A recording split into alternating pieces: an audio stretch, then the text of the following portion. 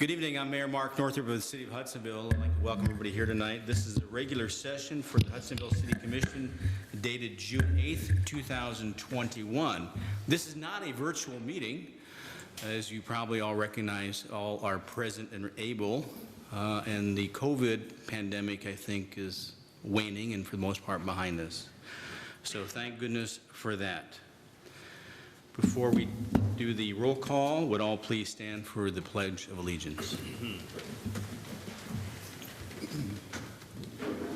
I pledge allegiance to the flag of the United States of America and to the republic for which it stands, one nation, under God, indivisible, with liberty and justice for all. City Clerk, would you call the roll?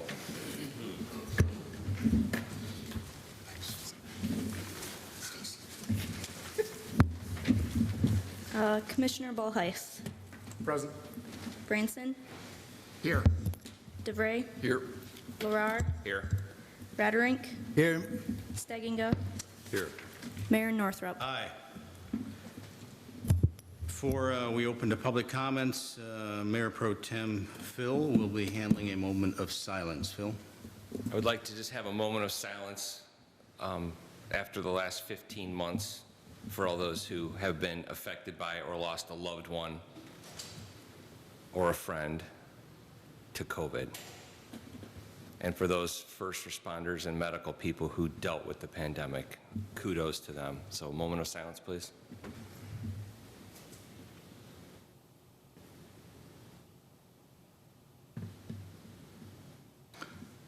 Well spoken, Phil. Thank you. Before we go to public comments here, I just want to acknowledge Gary. It's good to see you here Good to be back. and see you healthy and with your smile and your wits. So thank you for joining us tonight. Now's the time for public comments. I believe our City Attorney, Dick Wendt, would probably like to maybe do an introduction here. Well, thank you, Mayor, Commissioners. It's about time. Warren, the Mayor, Patrick. Warren, the Mayor, and Patrick, about a year ago, I was thinking of retirement here to make that decision. And I was trying earlier to figure out how long I've worked with you all.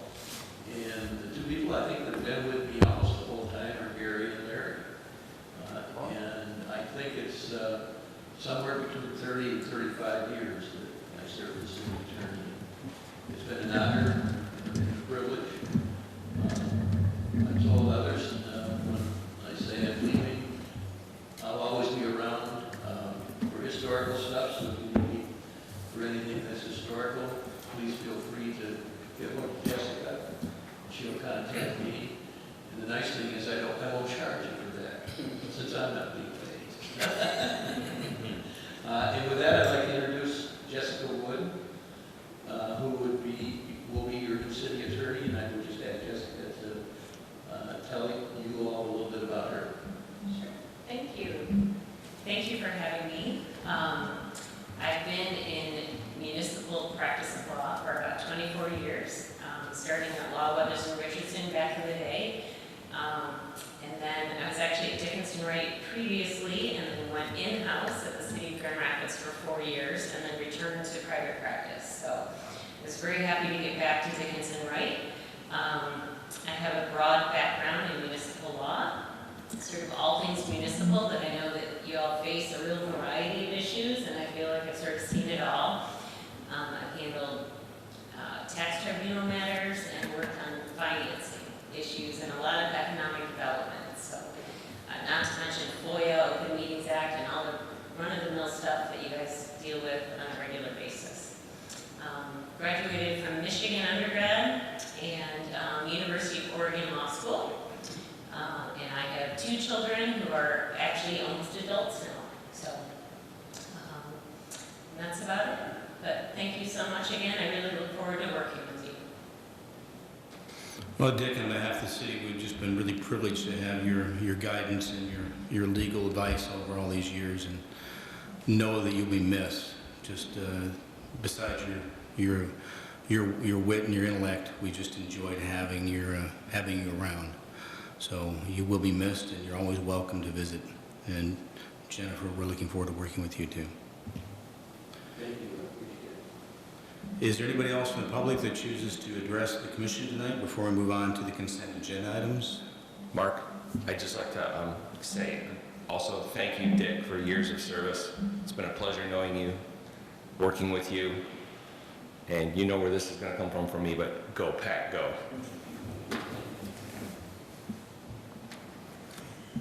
Very good. Moving on to the consent agenda items. There are 4 consent agenda items for approval tonight. Minutes of the City Commission work and regular session dated May 11th. Minutes of the City Commission work session dated May 25th. That is the session where we reviewed the budget.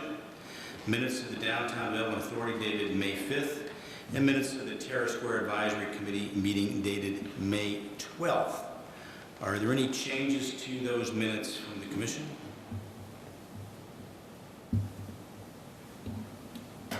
Hearing none, is there a motion? I move approval of the listed consent agenda item numbers 3 through 6, please. Support. It's been moved and supported. I think we can just go with a voice on this one, Patrick, is that correct? All those in favor of approving the minutes as put in the agenda, say aye. Aye. All those opposed, same sign. The minutes are approved. Moving on to new business, public safety. May public safety statistical reports. First up is the fire department, Chief.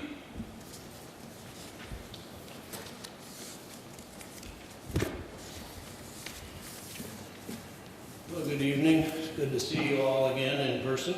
It's been a long time, it seems like. You have our statistical report before you. Had a little higher volume in May. We had one structure fire, which many of you already know. It was the Oak Tree Apartments that had a deck fire. Fortunately, it stayed there. Did not do any damage to the interior. Also, we manned our station for the fire on 48th and Chicago Drive, which is Bill Alckman's building. So we took care of Jamestown and Georgetown during that time. And then we also had our part in the fatal accident on the M6. Our role there was to dam the creek because the truck was hauling hot asphalt and it was running down the banks and into the creek. So our job was to mitigate that, which we did, and it worked out real good. Any questions at all? Good to see you. Hope you're feeling well. Almost 100%. Any questions for the chief? Hearing none, thank you, Dick, and appreciate your support on that accident. Moving on to the Sheriff's Department, Sergeant. Good evening all, nice to see you all again. It's been nice talking to you at the beginning here. I feel like we're getting real close to normal for our calls. We've been real busy with working with the trailer park. I know we've had a lot of issues there in the past, but we have a new manager that's been in there for a few months, and she's listening to what we're telling her, and it's fantastic. We have one residence that in the last year we got 55 responses to, and they're finally going to pull the trigger and evict everybody out of there. And we got 3 or 4 more on the waiting list that they're going to work on getting as well. So things are going good with the trailer park. It's nice just to see the ones that cause us lots of strife to be leaving. A lot of events are coming up. They keep coming in a couple a week, it seems like, for stuff going on. And everybody's excited to get somewhat back to normal, so we're seeing a lot of those requests come through. This last month, all of our officers got brand new tasers. It's a pretty big deal. It's a really neat tool that we just got. We've had a lot of training on them, and we're excited to have those. I haven't had to use them yet, so that's a good thing. As far as events, there's a car show coming up, I think, on June 15. I think that's in Gammons parking lot, so make sure to head on out. It's going to be a good time. And concerts, we're busy this week. I'm going to have Deputy Potman actually at the concert this coming Thursday, because I think we had, 800 to 1,000 people probably. So we'll have Deputy Potman out there Thursday night. And I'll be talking to you in just a few minutes about some other things. Any questions at all? Jeff, we had breakfast with Sheriff Kempker here recently, and he mentioned body cams are coming. Do you have any additional information on that? It's just writing the policy procedures, and we have to figure out how many more personnel we're gonna have to hire just to manage all the body cameras. And then obviously the training that was on, just getting them, so. The money's already set aside, it's been set aside for a few years, I believe, so they're coming, but just don't know exactly when, soon, Good. yeah. Any other questions for the Sheriff's Department? And we'll see you up here shortly, I'm sure. Emergency Management, Dave? Good evening. So after many months of saying, yeah, we didn't do a whole lot except train, we had a much busier May. We, of course, had our first event here in town at the fairgrounds, went well. And we, it was busier than we possibly would have expected based on previous years, but not terribly busy, and I think we managed the traffic pretty well there. And then we also got out of town a little bit. Going up to Grand Haven was fairly normal for us. We've done that for several years. Again, we volunteered for that just to kind of get the practice and keep the skills sharp. But the people of Marne have discovered us. So we made some new friends there. We helped out with their 5K and their parade on Memorial Day. And apparently it went well because they already told me to put that on the calendar for next year.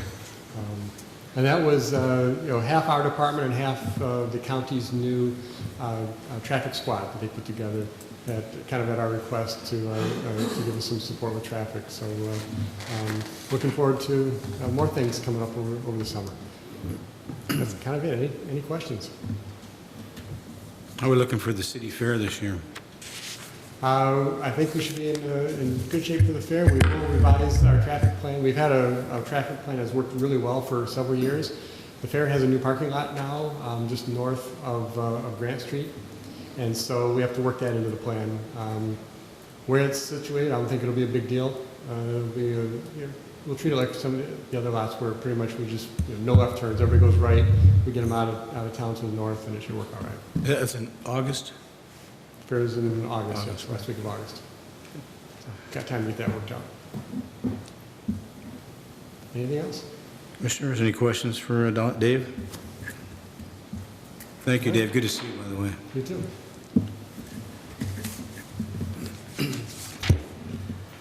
Moving on to traffic control orders. There's actually 3 coming before us. Maybe before we ask for a motion, did you want to speak to this, Jeff?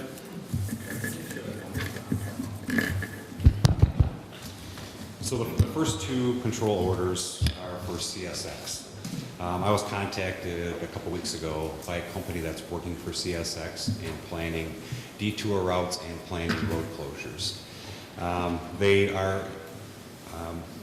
They're going to do the railroad tracks over School Avenue and over 36th Avenue.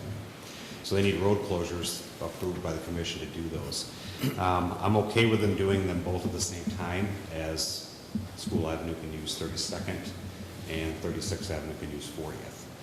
The only concerning part that I have is once I get these signed, I'm going to send this to this company and then also include a letter requesting that they do not do 40th at the same time.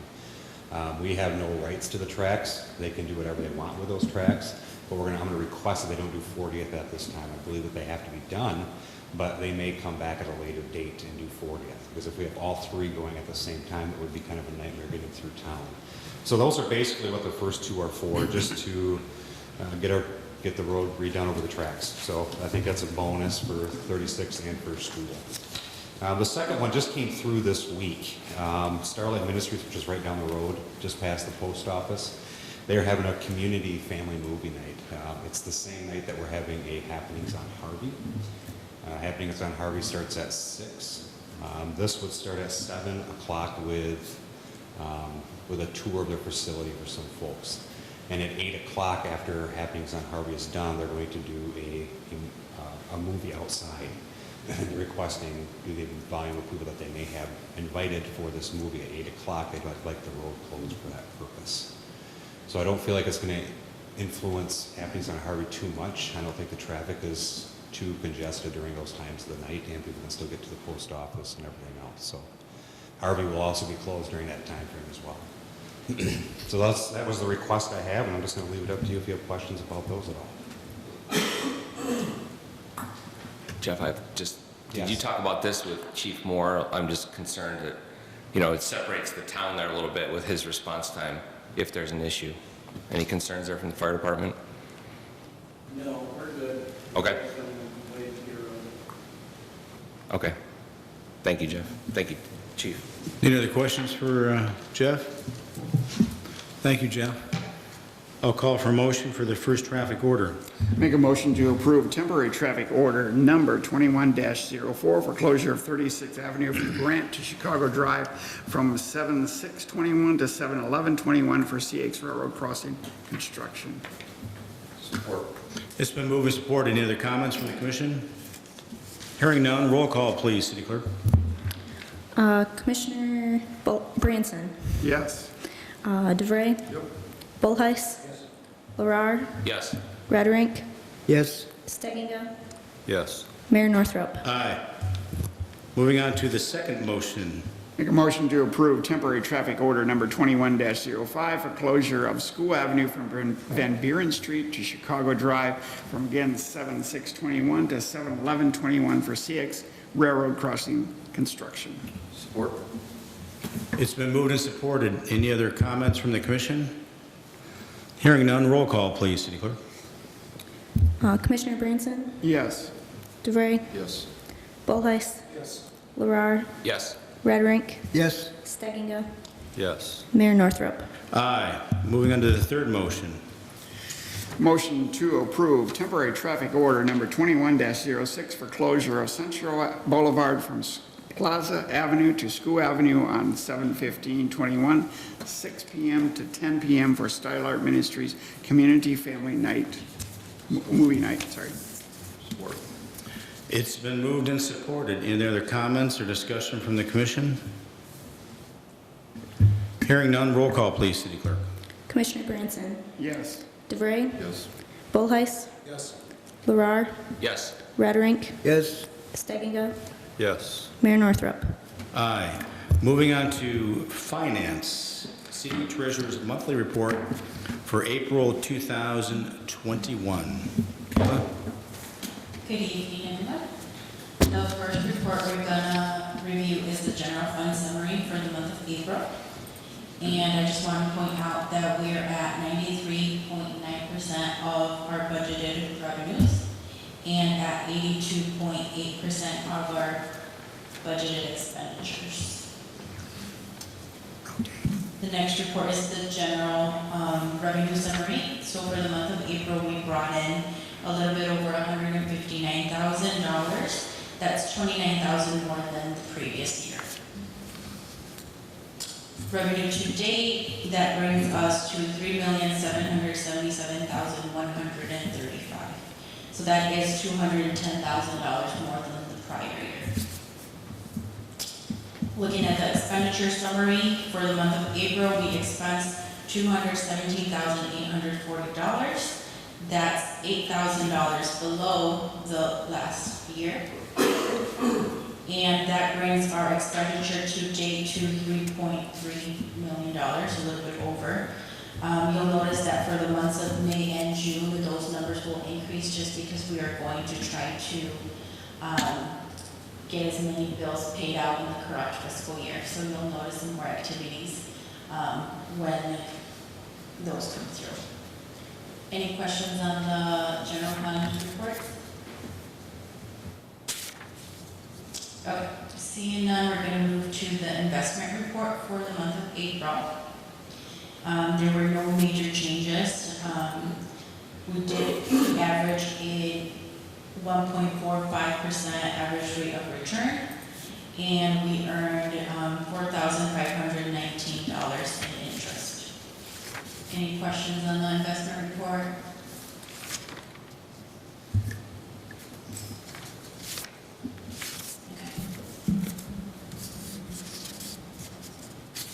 Thank you, Kayla. Moving on to the payment of the bills. I make a motion to confirm the payment of the bills in the amount of $305,916.27 and to confirm payment of bills paid between meetings and reviewed by the Finance Committee. Support. It's been moved and supported on the commissioners from the Finance Committee. Is there any discussion on these bills? Hearing none, roll call, please, City Clerk. Commissioner Branson, Yes. DeVray, Yes. Bullheis, Yes. Larrar, Yes. Redrink, Yes. Steigengo, Yes. Mayor Northrop. Aye. Moving on to ACH. Make a motion to confirm the funds distributed via automated clearinghouse in the amount of $96,745, which are distributed between meetings and reviewed by the city manager. Support.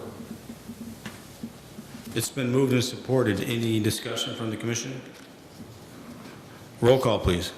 Commissioner Branson, Yes. DeVray, Yes. Bullheis, Yes. Larrar, Yes. Redrink, Yes. Steigengo, Yes. Mayor Northrop. Aye, ACH funds are distributed. Moving on to item number 12. Is there a motion? Make a motion to adopt the 2021 budget adjustments numbers 31 through 53 as drafted. Support.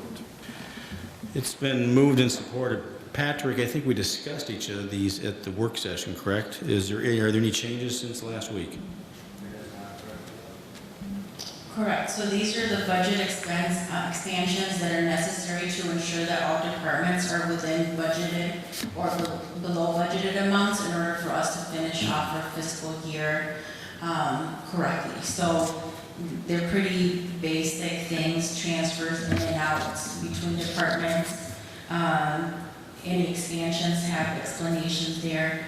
But I mean, I'm pretty proud of the number of expansions we had. I think the prior years we've had more. So we've been very good at keeping within budget, and I credit our department heads for actually watching their budgets very closely and working with me on where we can save money so that their departments stay in line. So I'm very comfortable with these expansions, and that's going to make us have a very good year end. I don't know if you guys had any specific questions on any funds, or we're okay. Commissioners, is there any discussion or questions for the treasurer? Hearing none, there's a motion on the table, correct? Yep. Would you call the roll, please? Commissioner Branson, Yes. DeVray, Yes. Bullheis, Yes. Larrar, Yes. Redrink, Yes. Steigengo, Yes. Mayor Northrop. Aye, thank you. Moving on to administration, item number 13, fee schedule for 2021-22. Is there a motion?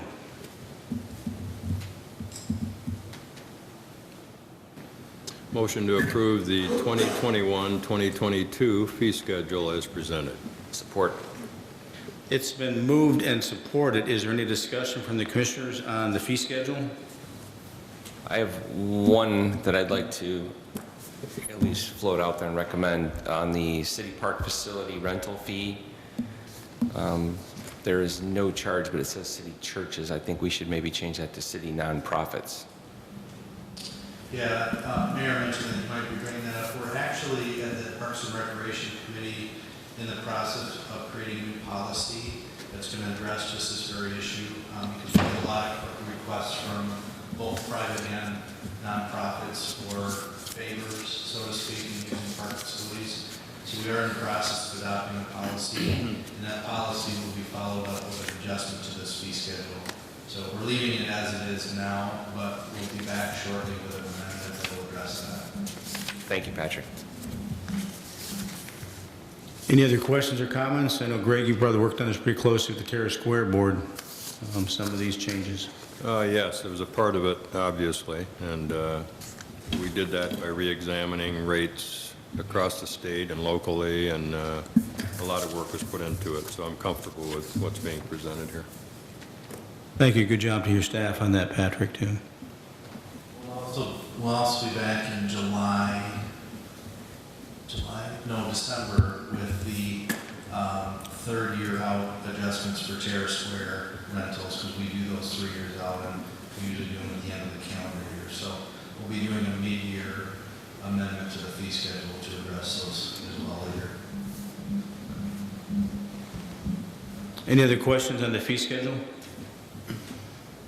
Hearing none, roll call, please.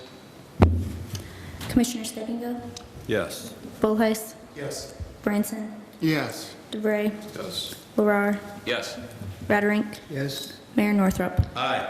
Moving on to item 14, public hearing on the proposed budget for fiscal year 2021 to 22. Presentation by Patrick Waterman, City Manager. I believe I have to open a public hearing. Is that correct, Patrick? Public hearing is now open.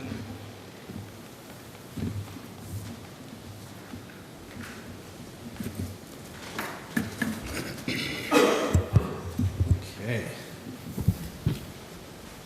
Well, it's so good to see everyone's face. I keep expecting someone to black out and be gone for a minute and then pop back in. So that has not happened, so I'm glad to see that.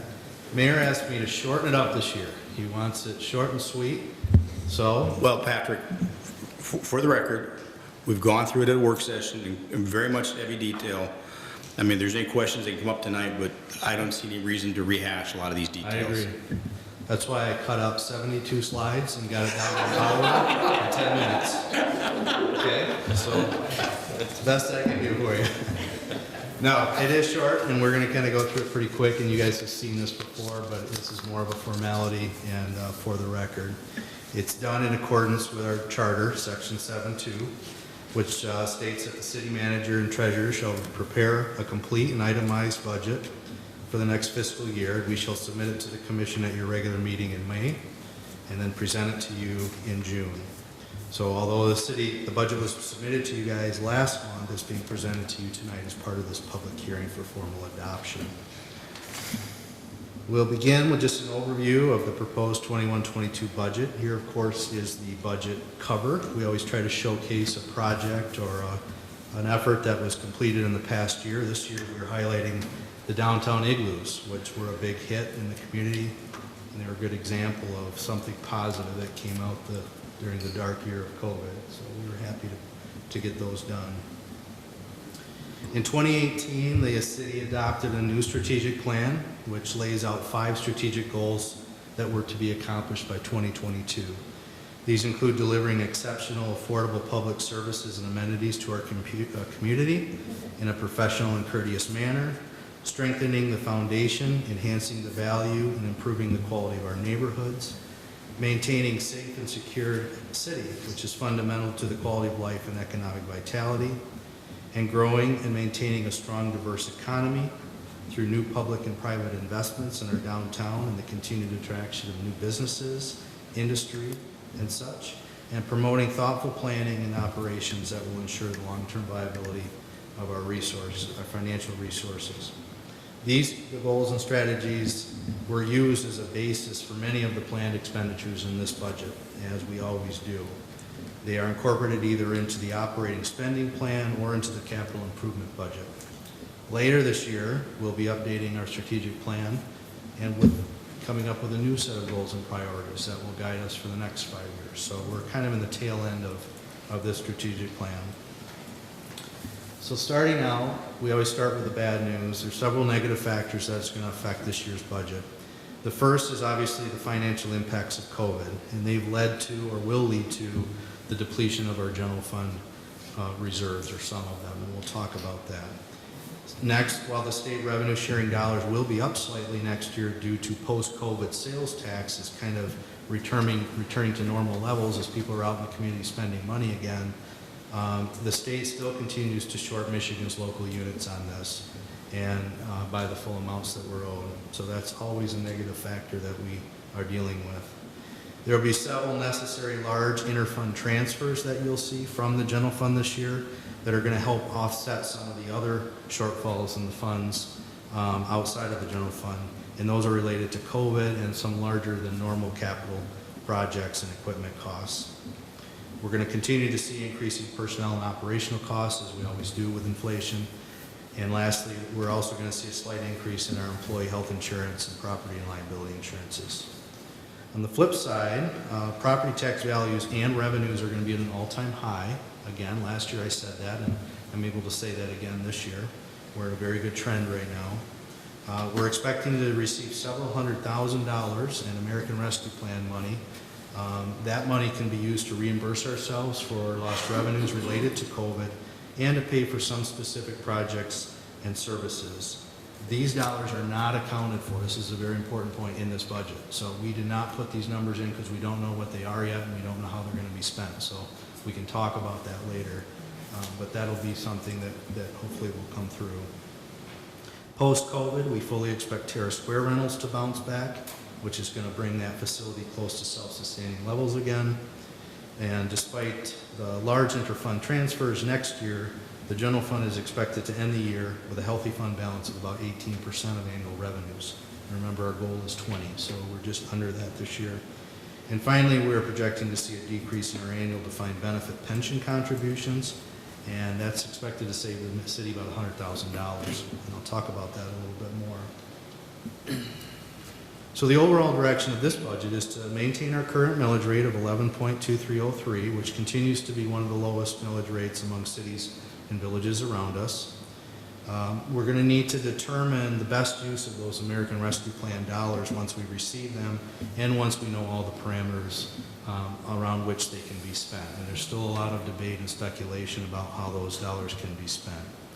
We're going to continue our goal of maintaining general fund cash reserves at least 20% of revenues, and also begin setting aside dollars above that 20% mark for future large capital improvement projects, such as the Village Green or other downtown projects that we want to see come to fruition.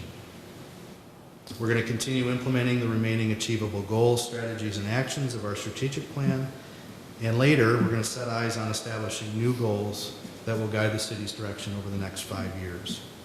We're going to continue to invest in our necessary infrastructure improvements, equipment procurements, and facility upgrades in accordance with our long-range capital improvement plan. And we're going to continue to maintain staffing levels and compensation rates at appropriate levels for our current financial position and service levels. So I'm going to take a minute and just sit through the executive summary. That's really the most, that's the meat and potatoes of the budget. As I touched on earlier, one of our goals is to restore and maintain a minimum fund balance of at least 20% of our revenues. And as I told you guys a lot, that number is a moving target because revenues can fluctuate greatly from year to year. So for example, in 2017, when the city rolled its expiring library debt millage back into the general operating millage, 20% of revenues at that time for us would have been about $736,000. So that would have been our red line mark is 736. Under our current revenue projections, 20% is now over 843,000. So you can see how that target moves, and it's never one number we need to hit. That means that even though we're growing our fund balance slowly each year, we're continually chasing that target. And as you can see by the graph, we've met the 20% goal over the last 2 fiscal years, but several large interfund transfers this year are going to cause us to dip below it temporarily. But as I mentioned, with that federal aid funding, I think we'll quickly rectify that.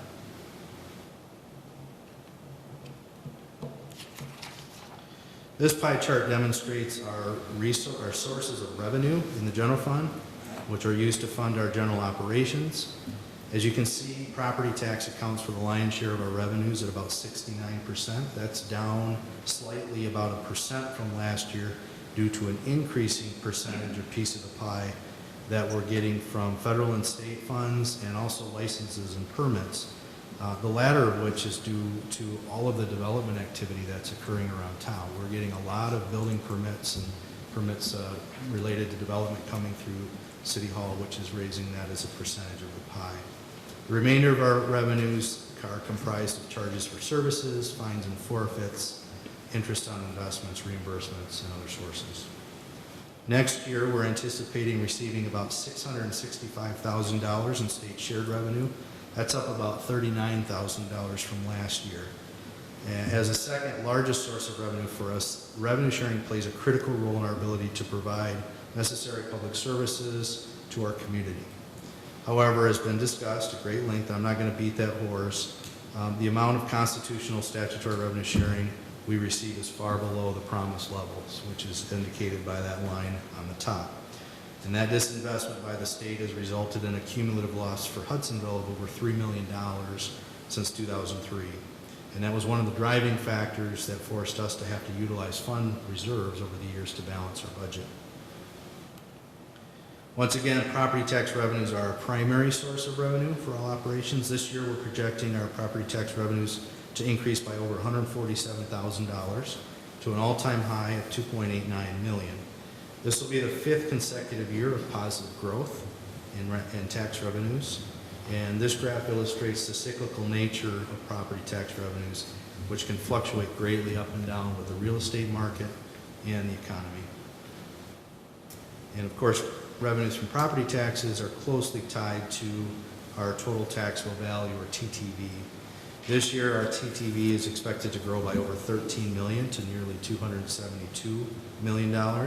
It's the highest that we've seen in city history, so a very strong tax base. And that growth can be attributed to what we all know to be an extremely strong real estate market right now. And that's leading to people selling their homes, those homes becoming uncapped, and those values being updated to the current market. And it also is attributed to the new construction that we're seeing not only in the downtown, but in the surrounding areas with some of our industrial districts. The increase in TTV helps generate additional tax revenues that I just discussed. Digging a little bit deeper into TTV, this graph illustrates the growth in total taxable value as a comparison to our neighboring cities in Ottawa County and nearby Granville. As you can see, although Hudsonville did not have the highest amount of newly added TTV in terms of dollars, we did see the highest growth percentage as a percentage of our overall TTV. So that percentage change was significant at 5.35%, and that's worth you guys knowing and being proud of. So the city's millage rate is tied directly to our total taxable value. 1 mil, and this is the math problem we always explain to everybody, we get a lot of questions on this. 1 mil is equal to 1/1000th of each dollar of taxable value. So for example, 1 mil on a home with a taxable value of $100,000 would generate $100 for the city each year. Our current levy at 11.23 means that that same $100,000 home would pay an annual tax bill of $1,123. You multiply that by 11.23. Under state law, we have the ability to increase our millage to the maximum allowable rate, which is adjusted each year under Headley. And so this year's maximum allowed millage rate is 16.7791. We're well under that. Many Michigan cities that have low TTVs or find themselves in financial distress are forced to levy those maximum millages. And so we're fortunate not to be in that position. In addition to the 112303 mills that we levy, which goes toward general operations like the library, parks, police, fire, public works, and administration, all of the properties within our downtown district levy an additional 1 mil upon themselves, and that goes to help take care of the street lights, the parking lots, all the things in the downtown that they're keeping up. This table illustrates how we compare to other cities and villages in Ottawa County and again nearby Granville, which as you can see we rank 5th lowest among our peers. But what's more important is the comparison of total taxable values in the far right column, the taxable values, and those directly influence the amount of revenue that each mill will generate. So in Hudsonville, for example, 1 mill for us generates about $272,000 a year for each mill that we levy.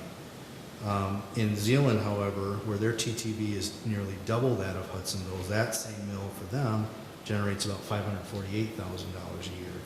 So even though our communities have similar millage rates, we are at a competitive disadvantage with other communities that have larger tax bases or lower millage rates, with lower millage rates. And it also provides clear justification for why we are working so hard to maintain property values in the city and grow our tax base.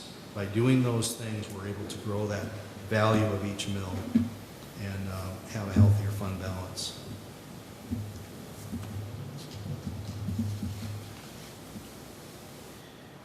In terms of debt obligation, we only have 2 remaining debt obligations on the books, and those have a combined outstanding balance of just under $4.3 million. Both of these debts are paid for out of the general fund. The first and largest of which is the $4.7 million capital improvement bond that we issued back in 2016 for what we called the Quality of Life Enhancement Projects, Terrace Square, Harvey Street, streetscaping and such. Next year, we're going to make principal and interest on that of about $346,000. About $34,000 of that amount are going to be paid for by the DDA, which represents about 20% of their cash. Remember, the DDA is contributing towards that debt service by the amount of capture that they have. The other outstanding debt we have that's remaining is just $120,000 balance on the $2.1 million DPW building that we built back in 2012. And this year, the city will pay about $24,000 towards that debt. And that note is scheduled to expire or mature in 2027. So that's coming up. But it's likely, and Kayla and I have talked about the possibility of just paying that off early so we can be done with that. It's noted that our debt obligations are well below the state-imposed limits based on our tax base. So that means that if we should want to or need to borrow more money, we have that ability. And we have quite a lot of range on that. Here's just a summary of the overall revenues and expenditures for the proposed budget. As you can see in the far right column, total expenses at $11.4 million are projected to be above total revenues at $10.3 million.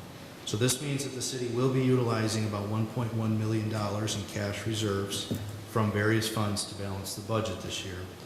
However, the majority of this will be spent out of the water and sewer funds. We've got some pretty large capital projects there, and both of those funds have very healthy fund balances.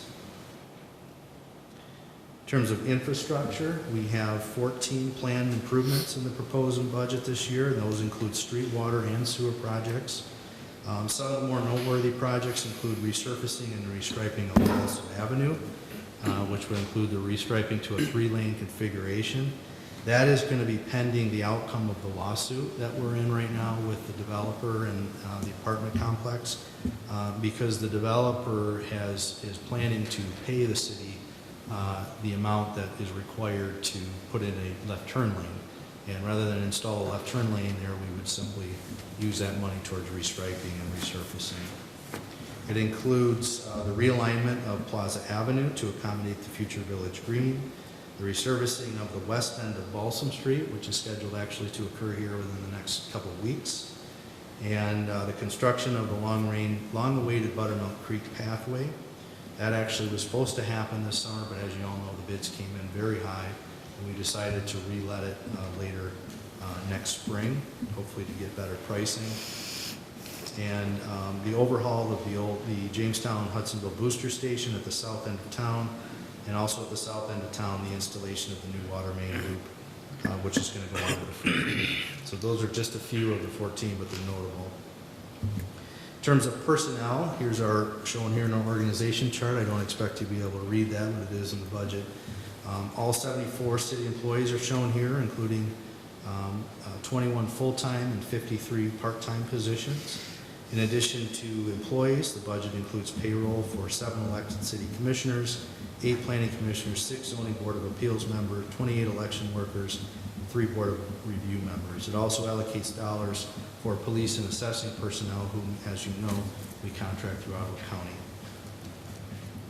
With regard to wages and benefits, we're going to see a 1.5% cost of living allocation for all non-union full-time and part-time employees, and that's based on the 2021 inflation rate.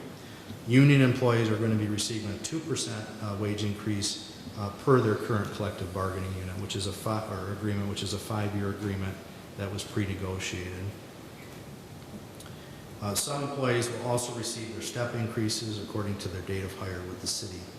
Employee health care premium amounts, which are established by the West Michigan Health Insurance Pool, are projected to increase this year by only 1.9%. That's down 3% from last year, so we're very happy we saw such a limited increase in our health insurance. That's going to allow us to remain under the state-imposed hard cap limits for health care costs, and therefore not have the employees have to contribute more than the 18% that they're currently contributing toward their premiums. Retirement plan contributions, dental coverage, and vision coverage will all remain unchanged. And finally, as I said earlier on, the MERS contribution for all defined benefit plan employees is expected to decrease by $8,176 a month. So that's going to save us nearly $100,000 this year. And because of that, Kayla suggested that maybe we begin voluntarily contributing an additional close to $17,000 a year to accelerate our funding percentage to a more favorable position. That'll help get us to a fully funded position quicker. And seeing that we got a reduction, we're going to pay some of that back forward. We continue to be in a fortunate position of not struggling with excessive unfunded liabilities or post-employment benefits, which many communities are, as you read about, struggling with.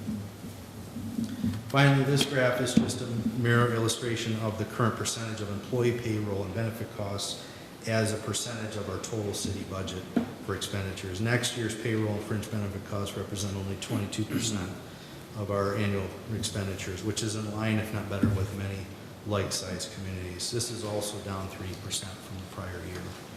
I think that's not a reflection of reduced wages, it's more a reflection of increased revenues. So in closing, your favorite words, this proposed budget is structured to meet the goals, objectives, and action steps of our 5-year plan. We continue in our leadership to make efforts to increase revenues, improve efficiencies and service, and generally make all of our funds more self-sustaining. As always, I wish to acknowledge and thank all of the employees behind me who aided in the preparation of this budget, especially our Finance Director, Kayla Garcia, and her entire team who were instrumental in putting this document together. We continue to make efforts to increase revenues, reduce expenditures, and improve operations in order to be more efficient and effective in our service to the public. And this budget is just a mirror reflection of the efforts that the folks behind me put in every day. So I wish to thank them and thank you for your continued support. And there is a motion for approval. I'm happy to take any questions or comments. Public hearing is open still. It is. Any comments from the public? Any comments from any of the department heads? Hearing none, I'll close the public hearing. And before I call for the motion, I just have one question. This is for Kayla. We owe $120,000 still in the DPW building. What is our interest rate on that bond? Yeah, I do not recall off the top of my head what the interest on that is. I can find out tomorrow and email. But it might be something that we should probably pay off early. Is that what you're? Yes, this year we're depleting our fund balance, so I didn't outright suggest it, but when we see our fund balance increase and possibly maybe next budget year, or maybe if we can, with the ARPA funds, find some ways to save money elsewhere, that could definitely be a recommendation. We might as well get it off the books if we're in a healthy position to do so. I think you were asked that question and ran an analysis, and I want to say paying it off early was going to save us $13,000-14,000. Does that sound right? So for $13,000-14,000 is what we would pay in remaining interest if we let the bond mature or the note mature.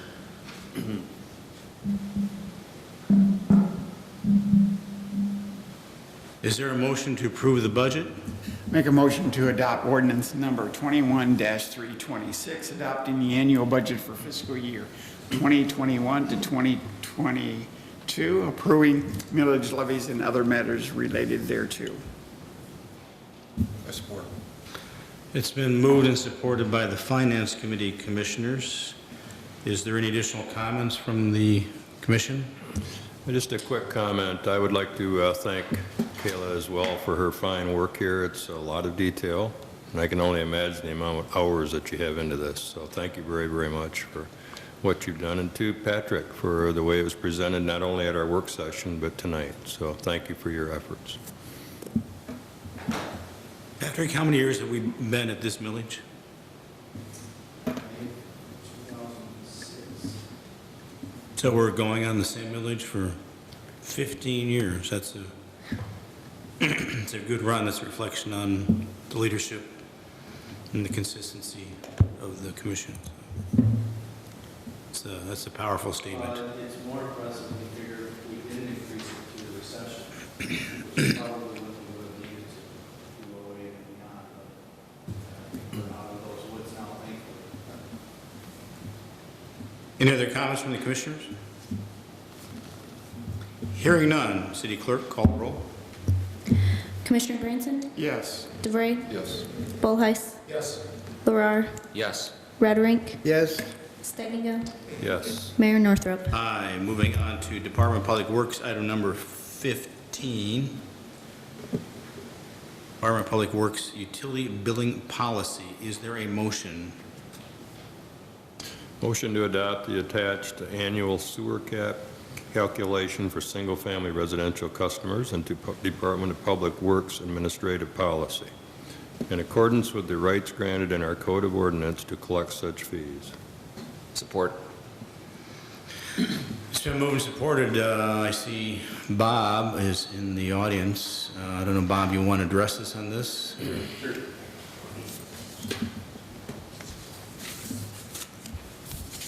It is great to see everyone again. Thank you very much. And I apologize for the long memo on that. I usually try to keep it from spilling off of a single page, but are there any specific questions on there, I guess, before I jump right into it? I can just let you know, the way our ordinance is currently set up, it grants us the right to charge the fees to recoup money to operate the sewer system, but it's not really specific on the way at which the mechanism that we use to collect the fees. So kind of standard practice, like many other communities do, we charge you for your sewer discharge to the system based on the amount of water that is metered entering your home, with the assumption that water coming into the home is going down a drain somewhere. So for a large part of the year, that's a very accurate way to do it. The way that we're doing it right now, I can't say exactly how far it goes back, but we're calculating an average based on, we'll call it a 6-month off-season period that doesn't include the summer, and applying that 6-month average to your summertime or warm weather months, so that when you're washing cars or filling pools, or most importantly, watering lawns right now, when you're using water that's not going down a drain, you're only paying for sewer at roughly the same rate that you were in the winter time. The purpose of this adjustment, or this policy, making this official actually, is why this makes great strides to accomplish what I just said. It also kind of creates the opportunity to over-average, overestimate, because based on when we're reading your meters, part of your off-season might include some of the month of August, or it might include some of the month of April. So in many situations, especially since we're seeing a lot of new construction where everyone's irrigating, you're possibly paying a small amount of sewer fee for water that you're using to water your lawn. And not only are you paying for it in that particular billing period, but that flow is also going toward your average or your cap that's applied for the remainder of the season. So what I'm proposing here basically is we take that from a 6-month calculation period to a 3-month calculation period, which for all customers would be the quarter that includes January. It's not exactly the same for everybody, and what I'm proposing here is also has the potential to slightly reduce the amount of sewer revenue that we're going to bring in for the next year. But it also, I think we're going to be more accurately estimating the amount of sewer that we're discharging to the system in the summertime months. We do provide that there's an opportunity, folks that are gone for a big part of the winter time, out of town, down south somewhere. We do acknowledge that it's going to happen in some certain situations, and I'm asking to apply an 18,000 gallon minimum charge per quarter, which we arrived at just historically. That's roughly the minimum amount of flow that we're experiencing in our town, with homes that have basically 2 people in them, and basic domestic water use. So really just moving from that 6-month calculation period to a 3-month calculation period to make sure I'm not using any outdoor water use to create your average cap width. And I think the important takeaway here is it levels the playing field, it takes away the disparate treatment, and it's a benefit to our customers.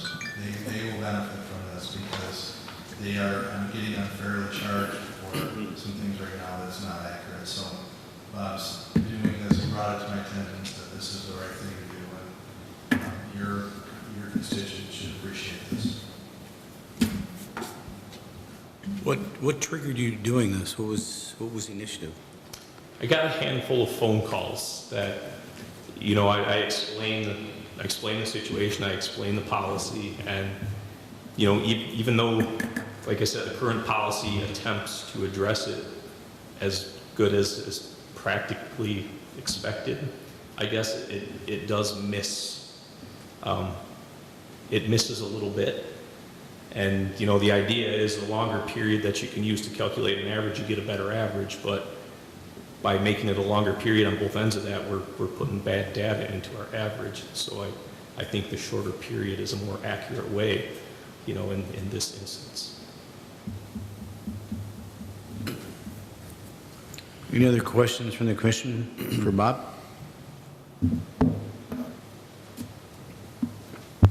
Thank you, guys. Thank you, Bob. Hearing none, there is a motion on the table. Any further discussion? Hearing none, I'll call for the roll. City Clerk? Commissioner Steginga, Yes. Larar, Yes. Bullheis, Yes. Branson, Yes. DeVray, Yes. Raderick, Yes. Mayor Northrop. Aye. Thank you, Bob. Well done. Moving on to item number 16, recommendation to purchase a new pickup truck. Is there a motion? Motion to authorize the Department of Public Works to purchase a Chevrolet Silverado 2500 WT from Berger Chevrolet, along with snowplow and accessories from R&B Truck Equipment. Support. It's been moved and supported. I don't know, Mark, did you want to talk to us about this? It's always an exciting thing when you get a new vehicle, isn't it? No, and you can't take it with you. No? No. Yeah, that costs quite a bit of that. This truck's gonna replace, if you guys know who John is, the truck John's been driving, it's the one white truck we have in our fleet. So you can recognize it. That truck's a 2009.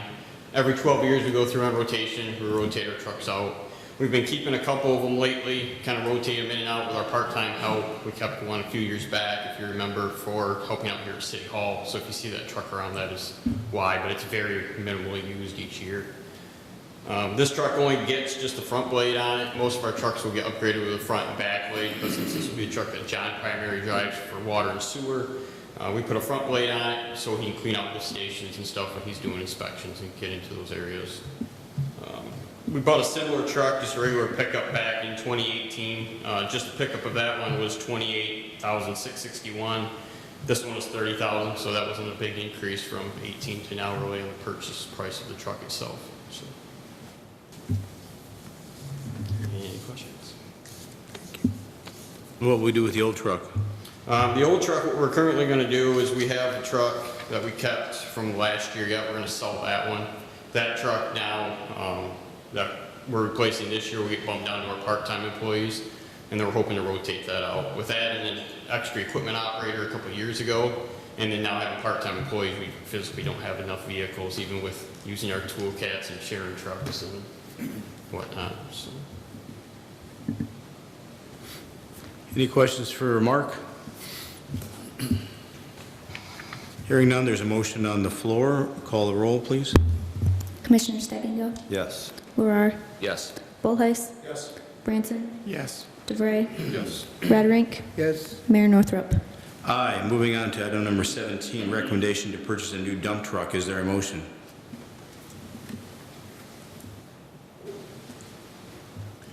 I'll make a motion to authorize the Department of Public Works to purchase an International Model HV 507 upfitted as described above and on the attached quotes for the total price of $169,262.46.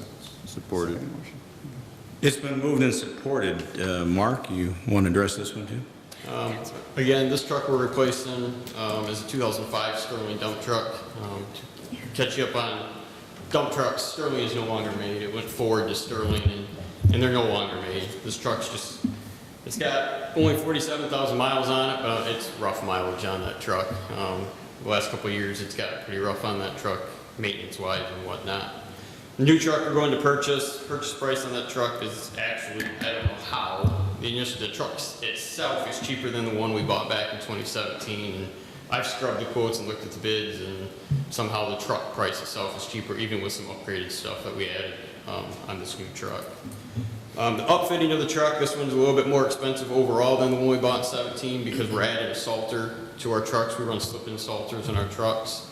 What we're doing with our salters now, once we get this one into the fleet, we'll replace salters every 20 years. So you'll see us rotating in and out of trucks. So like the next dump truck I come to ask for in the future won't be as expensive because it won't need the salter.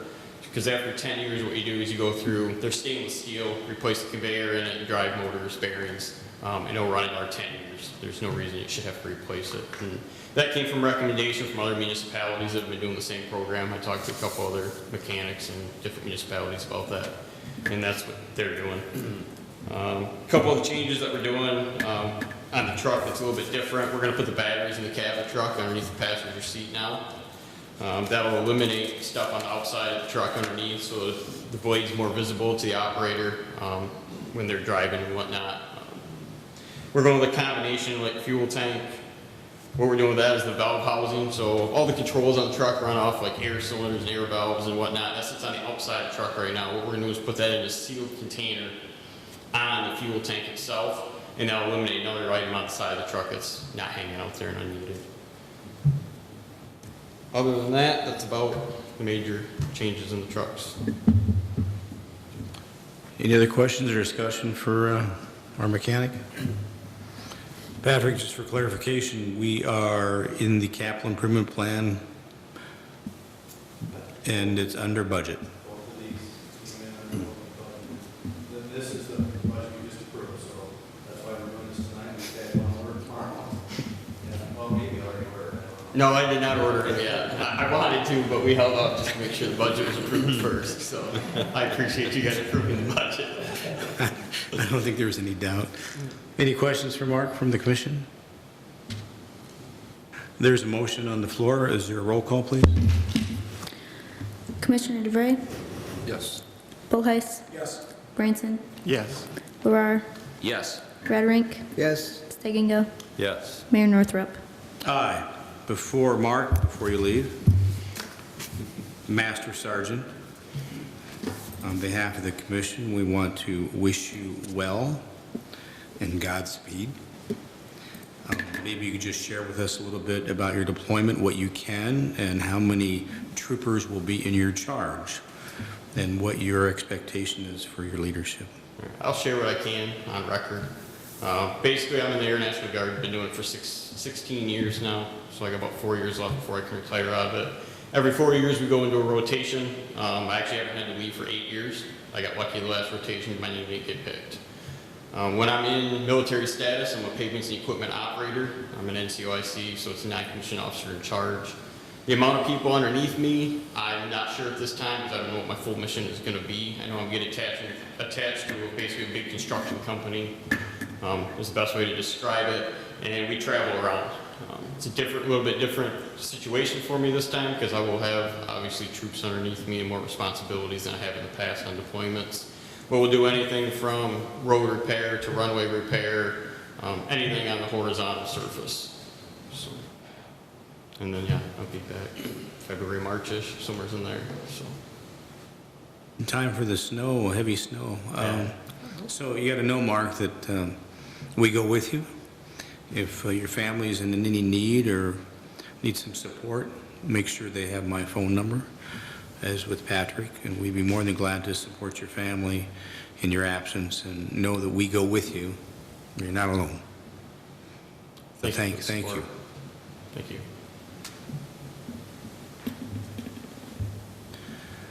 Moving on to, I think, the last item, appointments of boards and commissions. There are a couple of changes that came up late today. One is that our Downtown Development Authority, the current member of the DDA, which is Randy, the owner of Wing Doozy, his partner, Todd Denning, will be replacing him on the DDA. It is not on the list here, but I would like that also to be made part of the record. The other item here is the Tax Increment Finance Authority, which meets very rarely. I identify as Greg Slater. We will be striking that, coming to the next commission with a different name. I talked to the clerk about that. I wanted to get clarification from Dan, because she said that came from you.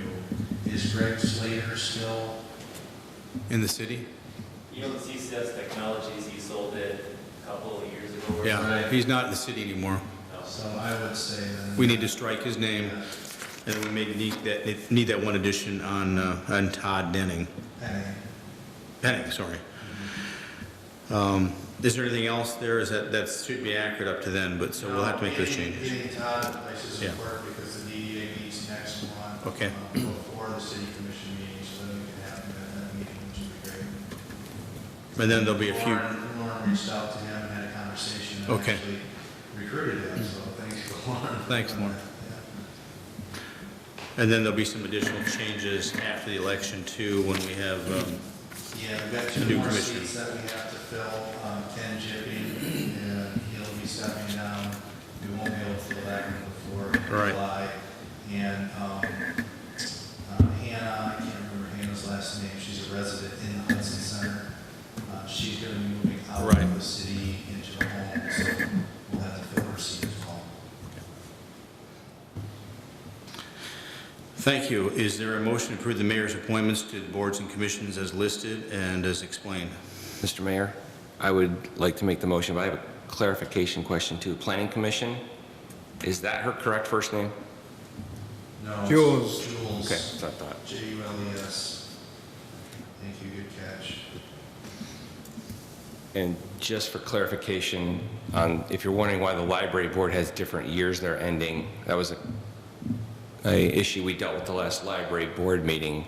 It's more to even out the rotation of board members. It was heavy on one year and not on the other. Thank you, Melissa, for coordinating that so that we got everybody synced up, because it created some problems with those boards, so I know you worked with her on that. Yep. Any other questions on the commissions or boards before I call for the roll? Hearing none, roll call, please. Commissioner Larrar, Yes. Bullheis, Yes. Branson, Yes. DeVray, Yes. Rodrink, Yes. Steggingo, Yes. Mayor Northrup. Yes, the motion carries. Before I ask for an adjournment, I'd first like to just say, are there any of the department heads that wish to address us before I call for the adjournment tonight? Is there any commission, any department heads want to talk to us and mention anything? Just as a general comment, and I think I can echo it for all the commissioners, we're very proud of the work you do and your dedication and loyalty. We've had a tough couple years here with the COVID, but quite frankly, the City Hall has really stepped up their game, and a reflection of Patrick's leadership and all the hard work by his staff. So we don't not recognize that as a commission. So thank all of you.